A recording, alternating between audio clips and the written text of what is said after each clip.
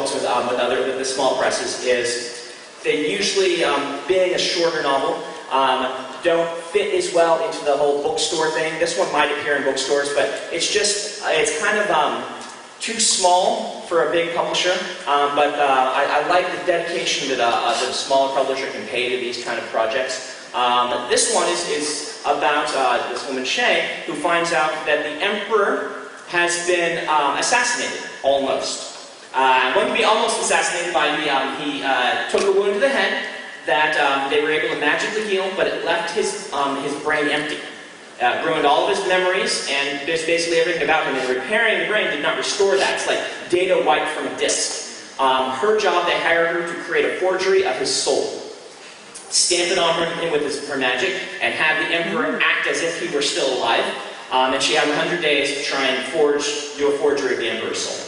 Using magic. So that's what that story is. If there are a few more questions, we have time for a couple more. Or are you waiting for like the next panel that's coming in after me? It's probably like someone like, yeah, we'll find out Cork is coming in here next. I'm like, Cork, yeah! Ooh, hey, nice match at the other hand. Thank you very much. Do you like Enter 13 or what do you think? Yeah, it's fun. I only played with it once, but yeah. Me too. But yeah, pre-release. My actual question is about the Cosmere, and I know that your books are loosely connected. Can you elaborate on that? Yeah, sure. Here's the story for you. So when I was trying to break into this business, I knew I wanted to do a big epic fantasy series, but everyone told me that no one wanted to buy a big epic fantasy series from a new author because they felt it would be too daunting for readers. You need to build a reputation for yourself first. That sounded reasonable to me.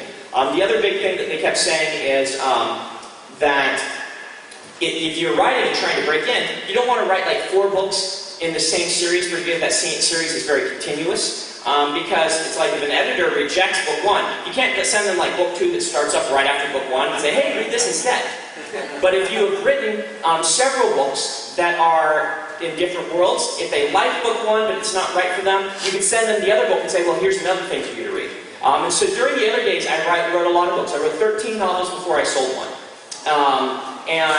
First 5 were experiments, just to kind of get my feet underneath, but I did try marketing them. Elantris was number 6. When I started Elantris, I said, well, I want to do a big epic, but I'm kind of not allowed to by my own requirements, so I'm going to do a hidden epic. Each book is going to be connected to the other ones. They're going to be on different planets, but there will be continuing characters, and it's a way for me to start telling a big story, but not scare off the editors. Eventually, Elantris sold, and all of that was embedded in there. And I thought, well, it's all in there. I'll just keep going with it and see if the fans will notice. They probably won't, right? No. Fans are not so detail-oriented. They'll notice I named the same character, give the same name to a character in several books. But I kept doing this. There is a character, one specific, and several others who have done it as well. One specific character who has appeared in every one of my epic fantasy novels by name. Not the Wheel of Time. It was not appropriate to put him in there, but each of the other ones he's in there. He's actually not named, I guess, in 2 of them, but his appearance has been noted by people otherwise. And he is about something that's going on, that is the larger epic that I determined. All of these worlds are connected. There's a grand story happening behind the scenes. I don't emphasize it because I don't want people to feel they have to read the books in order, or even have read one of them to understand another. If I tell people, yes, Mistborn is connected to Elantris, they'll feel, well, I guess I have to start with Elantris.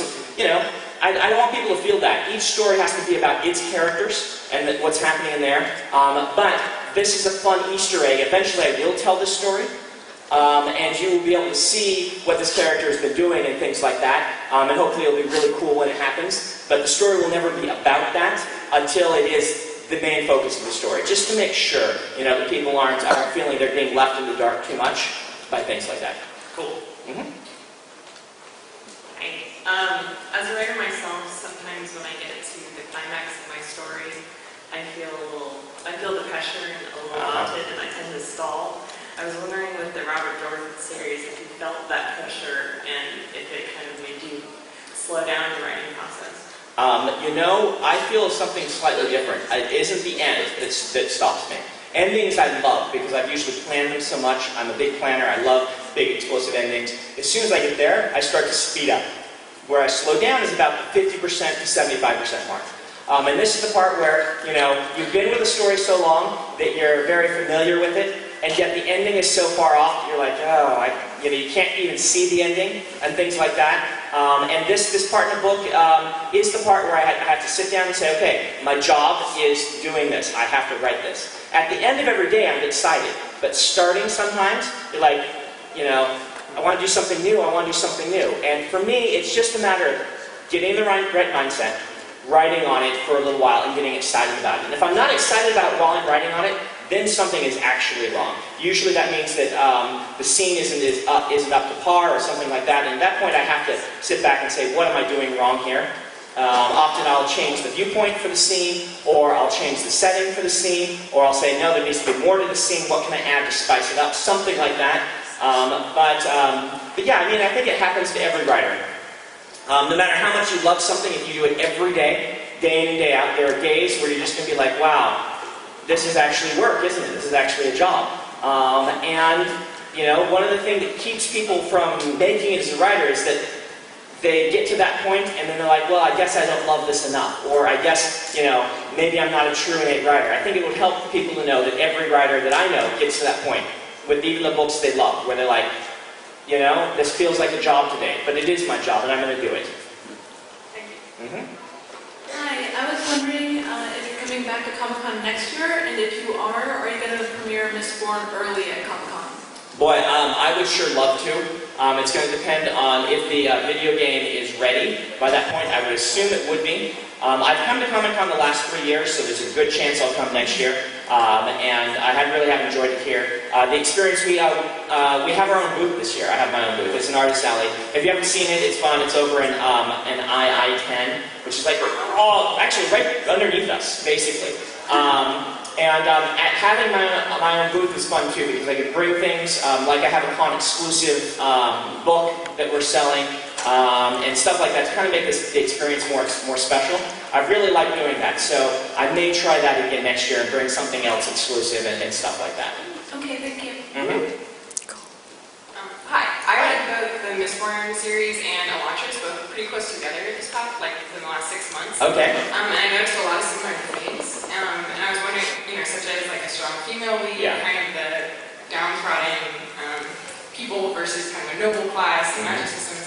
Was Elantris kind of a proving ground or a practice for these bigger themes that you wanted to explore? And was it kind of did it kind of set the precedent for how you went about writing Mistborn and developing those things further? Yes and no. Yes, in that Elantris was my first serious attempt at an epic fantasy. After my 5 books of exploration and just experimentation were done, that's the one where I sat down and said, okay, I want to write something that hopefully now is the thing that I want to be doing. Mistborn came about because after I sold Elantris, many years later, my editor said, do you want to do a sequel? And I said, you know, I don't feel that I want to be doing a sequel because, number one, it's been many years since I wrote this now. And number two, I like the idea of having a standalone out there. And I then took Mistborn, and actually, Mistborn was the first book I developed knowing it would be published. They actually bought a contract for that and for Elantris.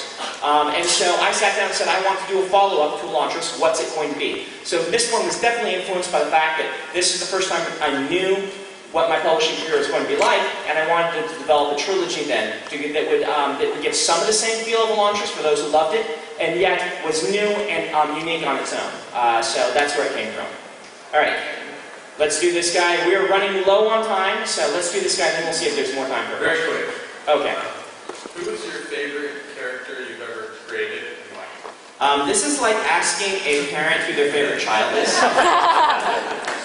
And you will never get a straight answer from a parent about that. Well, I won't say never, but you will never get a straight answer from me about that. And it's kind of the same way for my characters. Everybody I like for different reasons. I would say Dalinar is the one I've been working on the longest, and so Dalinar has a special place in my heart. You know, I've got writings where I started writing about this guy when I was 15. And so finally being able to tell a story is very, very personal for me. That's one of the main characters of The Way of Kings. So that's a half answer for you. We do have time for another question if someone else wants to ask one. Okay, go for it. Yeah, you can go. No, go, because then everyone can hear you. And yeah, ooh, and then you get to jump over and look all cool and stuff. Hey, So I've actually listened to a lot of your books and a lot of other books, and as I listen to all of them, I realize there's a lot from every writer I like. But I was wondering, what is your current, I guess, favorite writer besides yourself? Who you've been really enjoying? Who I really enjoy? I'll give you 3 or 4. I can't pick favorites. I read a lot of Terry Pratchett.